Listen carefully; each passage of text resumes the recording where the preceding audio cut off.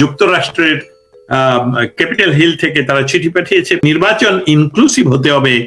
আর ব্রিটেনের পার্লামেন্ট থেকে তো আপনি জানেন এসবগুলো পাঠানো হয়েছে। বাংলাদেশে এই মুহূর্তে পরিস্থিতি হলো উনি যে কোনো উপায়ে চাচ্ছে যে আমাকে সেফ এক্সিট বা আমাদের এই টিম, তারা এই ডাকাত টিমকে যাতে কোনো একটা সেফ এক্সিট দেওয়া হয়। সো বিদেশিদের কাছে না ভোটের ইম্পর্টেন্সিটা নাই, যেটা আছে সেটা হলো বাংলাদেশের সাধারণ নির্বাচন। আর ভোট কিন্তু ইতিমধ্যে কাস্ট হয়ে ডিসি অফিসে চলে গেছে, আমাদের কাছে ভিডিও তথ্য আছে। জামাত এই নির্বাচন কখনোই চাচ্ছে না। জামাত চাচ্ছে যাতে করে ইউনূসকে তো তাদের রক্ষা করা উচিত, সেই জন্য তারা এই ভোটটার প্রতি মনোযোগ দিচ্ছে। যেটা আপনার মাধ্যমে যারা আমাদেরকে শুনছেন দর্শক শ্রোতা, আপনারা প্লিজ একটু এই বিষয়টা ছড়িয়ে দিবেন যাতে করে এটা না করতে পারে তারা। সেটা হলো বাংলাদেশের মাদ্রাসায় তারা ইলেকশনের সেন্টার তৈরি করে সেখানে মাদ্রাসার ছাত্রদের সমস্ত ভোট কাস্ট লাইন ধরে কাস্ট করতে চাচ্ছে হার জন্য। সাধারণ মানুষ যেটা চায় সেটা হলো শান্তিপূর্ণভাবে বসবাস করা। সেটা শেখ হাসিনা নিশ্চিত করেছিলেন ওনার 15 বছরের লাস্ট 10 বছরে, কারণ প্রথমবার ক্ষমতায় এসে এটা চেষ্টা করে পারেননি। পরের বার 15 বছরের প্রথম 5 বছর এটাকে নিয়ন্ত্রণ আনতে গিয়ে আপনি জানেন যে হোলি আর্টিজান সহ কত কিছু ঘটলো। সেটাকে আমেরিকান সরকারের সহযোগিতায়, আই রিপিট, আমেরিকান সরকারের ডাইরেক্ট সহযোগিতায় ট্রেনিং দিয়ে কিভাবে এসবগুলো উনি সম্পূর্ণ নিয়ন্ত্রণে এনেছিলেন। তো এই জন্যে আমার কথা যদি অসত্য হয় এখন প্রতিবাদ করবেন যারা শুনছেন, কিন্তু আমার কথা যদি সত্য হয় তাহলে বলুন ডক্টর ইউনূসকে না বলুন। কারণ হলো যে শেখ হাসিনার সরকার এমন নিয়ন্ত্রণ তো প্রতিষ্ঠিত করেছিলেন জনগণের জন্য যে দিন রাত 24 ঘন্টা বাংলাদেশের ইয়াং আবাল বৃদ্ধ বনিতা পুরুষ নারী সকলে মিলে ঢাকা, রাজশাহী, রংপুর, চিটাগং রাজপথে সব সময় চা খেতে বের হতো। তাদের ছিনতাইয়ের ভয় ছিল না, ডাকাতির ভয় ছিল না, রেপের ভয় ছিল না। আমি কি মিথ্যা কথা বলছি? এসবগুলো যদি মিথ্যা না হয়ে থাকে তাহলে সেইটাকে সম্পূর্ণভাবে ধ্বংস করেছে এই ডক্টর ইউনূস। এটাকে আমাদের পুনরুদ্ধার করতে হবে। পুনরুদ্ধারের জন্য দলমত নির্বিশেষে আমাদেরকে গণভোট না, এটা বেআইনি, আইন সিদ্ধ নয়, অতএব এটাকে না করতে হবে। প্রয়োজন বোধে নির্বাচনকে যে কোনো ভাবে প্রতিহত করতে হবে, একত্রিত। বাংলাদেশ ইতিমধ্যে সংকটে নিমজ্জিত, কারণ যে সকল প্রতিষ্ঠানগুলো বাংলাদেশে শেখ হাসিনা সরকারের আমলে তৈরি, সেই প্রতিষ্ঠানগুলো আজকে কাজ করতে পারছে না। কোন প্রতিষ্ঠান না। আপনি পুলিশ 3500 পুলিশকে হত্যা করা হয়েছে, বিচার বিভাগের সমস্ত কিছু বাদ দিয়ে সেখানে জামাতিদেরকে বসানো হয়েছে।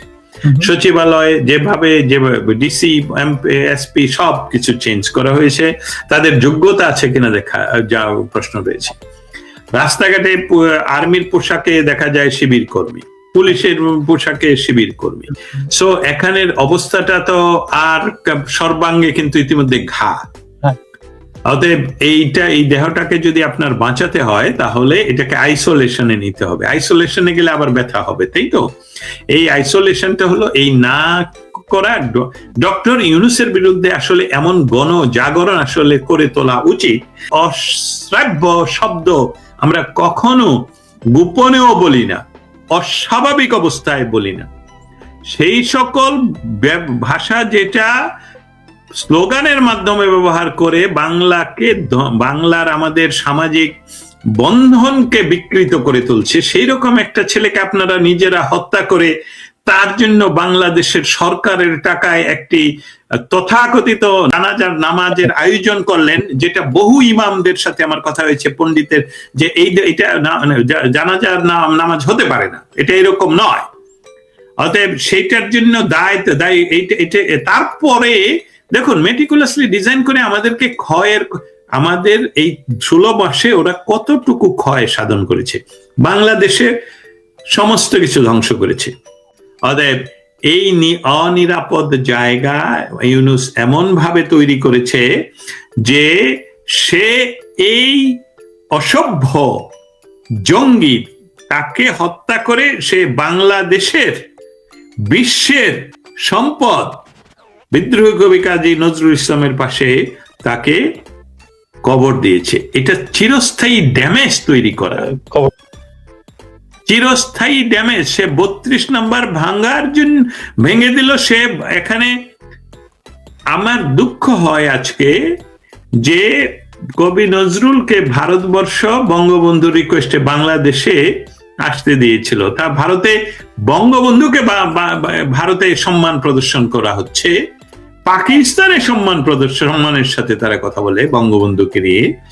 সেখানে 32 নম্বরকে এই ডক্টর ইউনূস তার প্ররোচনায়, তার সরকারের টাকায়, তার সরকারের বুলডোজার দিয়ে ভাঙ্গে দেওয়া হয়। সেখানে ডক্টর ইউনূস বলুন আর আমার কথা বলেন, কোনো বাড়ি নিরাপদ নয়, কোনো মানুষ নিরাপদ নয়। অতএব আপনারা রাজনৈতিক দ্বন্দ্ব ভুলে গিয়ে বাংলাদেশকে রক্ষা করতে হলে এই ভোটকে বর্জন করুন। এবং বিএনপির যারা হর্তাকর্তা রয়েছেন তাদের প্রতি অনুরোধ থাকবে যে আপনারা অন্তত পক্ষে মুখ দেখানোর জন্য হলে, যে আপনারা যে বলেছেন 17 বছর আপনারা নির্বাচনের জন্য আন্দোলন করেছেন, যদিও শেখ হাসিনা সরকার আপনাকে, বিএনপিকে কখনই নিষিদ্ধ দল হিসাবে তারা একা নির্বাচন করেনি, তাই অন্তত পক্ষে আপনাদের রাজনৈতিক শিষ্টাচার রক্ষা করতে হলেও আপনাদের বলা উচিত আমরা তো চাই না আওয়ামী লীগ ছাড়া নির্বাচন করতে। অতএব নির্বাচনের স্কেজুয়াল করা হোক, আওয়ামী লীগকে আসতে দেওয়া হোক। সেটা আওয়ামী লীগ নির্বাচনে যদি আওয়ামী লীগ যেতে আওয়ামী লীগ আসবে, আপনারা বিশ্বাস করেন যে বাংলাদেশের সকল মানুষ আওয়ামী লীগকে অপছন্দ করে, আওয়ামী লীগকে তাড়িয়ে দিয়েছে, তাহলে তাদেরকে নির্বাচনে বাধা দিচ্ছেন কেন? তাহলে তার নির্বাচনের মধ্যে তাদেরকে হারিয়ে দেন।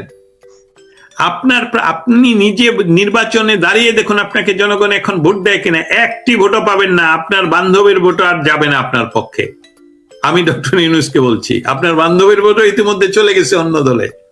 সো এখানে মৌলিক বাস্তবতাটা হলো যে বাংলাদেশে জামায়াতে ইসলামকে যেভাবে উচ্চারণ করে উনি বলেছেন, আমাদের ওয়াকর সাহেব, যে আমাদের জামাতে আমিরে জামায়াতের সাথে আমার কথা হয়েছে, তারপরে জিজ্ঞেস করলেন আর তারপরেও সে অন্য ভুলেও সে অন্য ভাসুরের নাম মুখে আনেনি, ভাসুরকে ডাকেও নি।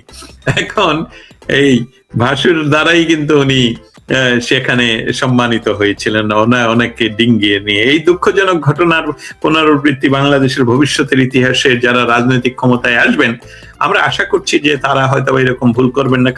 ভারত তার নিজের, ভারতের ম্যাপের 1 ইঞ্চি জায়গা অন্য কোনো দেশকে দখলে নিতে দেয় না। চায়নার সাথে তাদের বহু বহু ছোটখাটো বর্ডারে যুদ্ধ হয় 1 ইঞ্চি জায়গা নিয়ে, শুধু পা ফেলছে সেটা নিয়ে।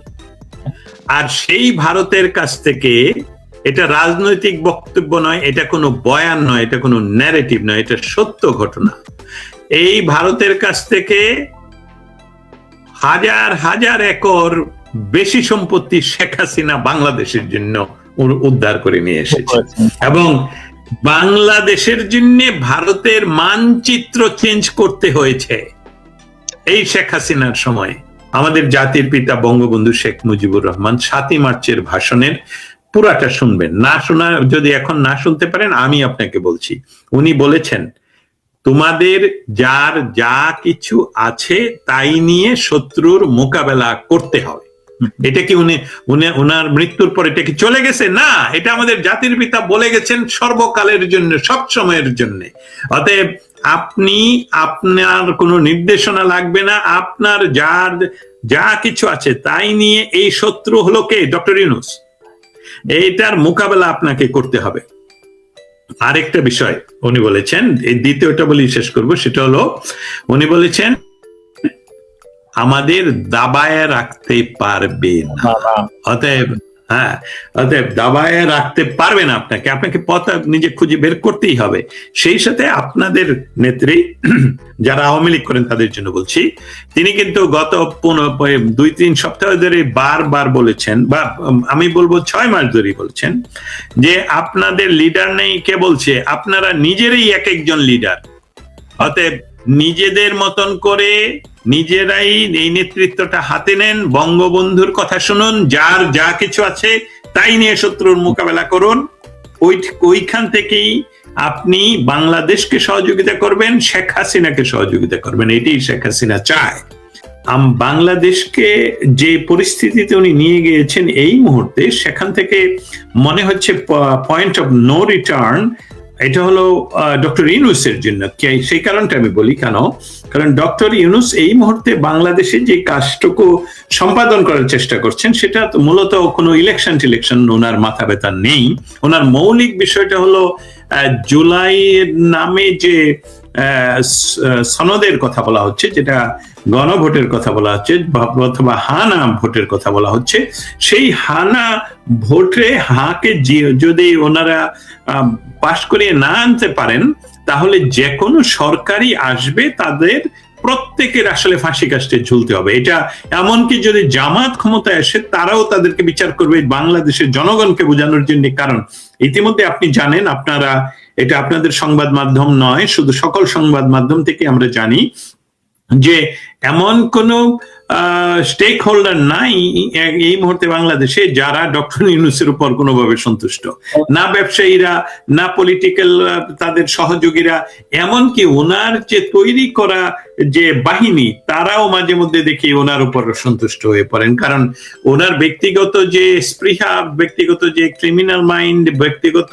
স্বার্থ সবই উনি চরিতার্থ করলেন, কিন্তু তাদেরকে ক্ষমতায় আনার জন্য, মানুষের কাছে তাদেরকে তুলে ধরার জন্য ভালো একটা টিম হিসাবে সেসব কিছুই উনি করেননি। On the top of that, বাংলাদেশের স্বাধীনতা সংগ্রামের পর এত ভাবে এত মানুষকে হত্যা এবং মামলা, এইসব কল আর কখনো কোনো রাজনৈতিক পরিবর্তনের পরে দেখা যায়নি।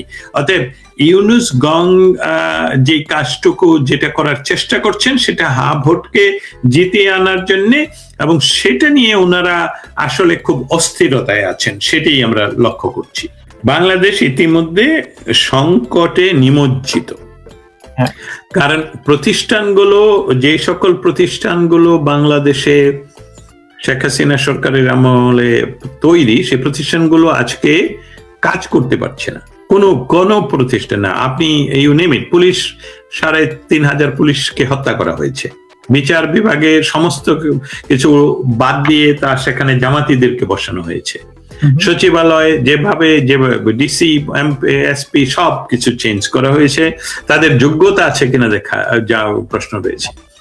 রাস্তাঘাটে আর্মির পোশাকে দেখা যায় শিবির কর্মী, পুলিশের পোশাকে শিবির কর্মী। সো এখানের অবস্থাটা তো আর সর্বাঙ্গে কিন্তু ইতিমধ্যে ঘা। অতএব এই দেহটাকে যদি আপনার বাঁচাতে হয় তাহলে এটাকে আইসোলেশনে নিতে হবে। আইসোলেশনে গেলে আবার ব্যথা হবে, তাই তো? এই আইসোলেশনটা হলো এই না করা। ডক্টর ইউনূসের বিরুদ্ধে আসলে এমন গণজাগরণ আসলে করে তোলা উচিত। আরেকটা কথা এখানে আমি বলি, যারা আওয়ামী লীগ করেন আপনারা অপেক্ষা করেন বা প্রতিনিয়ত বলেন যে আমাদের কোনো নির্দেশনা নাই। কথাটার একটা ব্যাখ্যা আজকে মনোযোগ দিয়ে যদি কেউ শোনেন এবং আপনারা আপনাদের বন্ধুদের সাথে শেয়ার করেন, তাহলে আপনাদের নির্দেশনা আপনাদের সামনে আছে, সেটা আমি পরিষ্কার করে দিচ্ছি। আমাদের জাতির পিতা বঙ্গবন্ধু শেখ মুজিবুর রহমান 7ই মার্চের ভাষণের পুরাটা শুনবেন। যদি এখন না শুনতে পারেন, আমি আপনাকে বলছি, উনি বলেছেন তোমাদের যার যা কিছু আছে তাই নিয়ে শত্রুর মোকাবেলা করতে হবে। এটা কি উনার মৃত্যুর পর এটা কি চলে গেছে? না, এটা আমাদের জাতির পিতা বলে গেছেন সর্বকালের জন্য, সব সময়ের জন্য। অতএব আপনার কোনো নির্দেশনা লাগবে না, আপনার যা কিছু আছে তাই নিয়ে এই শত্রু হলো কে? ডক্টর ইউনূস। এইটার মোকাবেলা আপনাকে করতে হবে। আরেকটা বিষয় উনি বলেছেন, এই দ্বিতীয়টা বলি শেষ করব, সেটা হলো উনি বলেছেন আমাদের দাবায় রাখতে পারবে না।